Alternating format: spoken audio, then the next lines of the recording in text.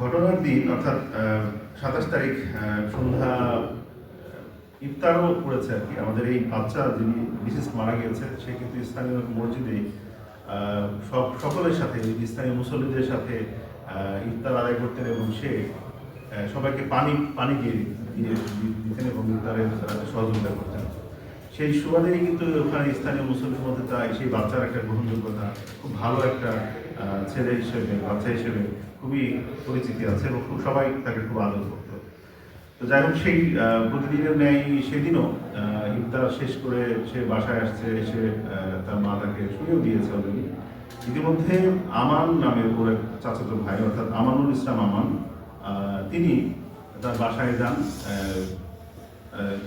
বিশিষ্টের বাসায় যান এবং তার মা শাম্মী আক্তার, সিরাজুল আল শামসের আম্মা শাম্মী আক্তার, তিনি হাতের কাজ জানতেন এবং স্ত্রী বা আয়রন করার কাজটা তিনি করে দিতেন।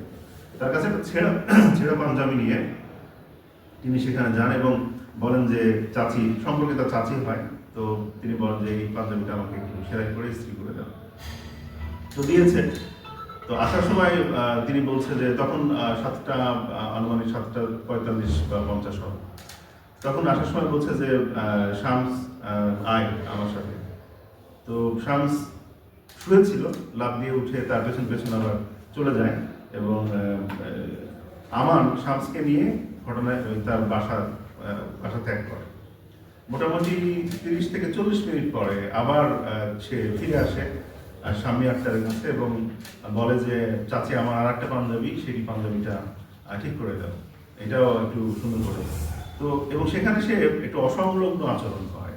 অসংলগ্ন আচরণের বলতে সে সেলাই করে নিবে এবং বলছে যে একটু ভাঁজ করে বা ডিজাইন করে ইস্ত্রি করে দিতে হবে। তো এরকম বায়না ধরে। তো বলছে যে না, আমি তো সেটা পারি না। তো আবার সে ইয়ের থেকে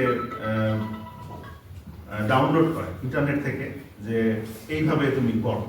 মানে এটা তার স্বাভাবিক আচরণ ছিল না এবং তার অস্থিরতা লক্ষণীয় ছিল।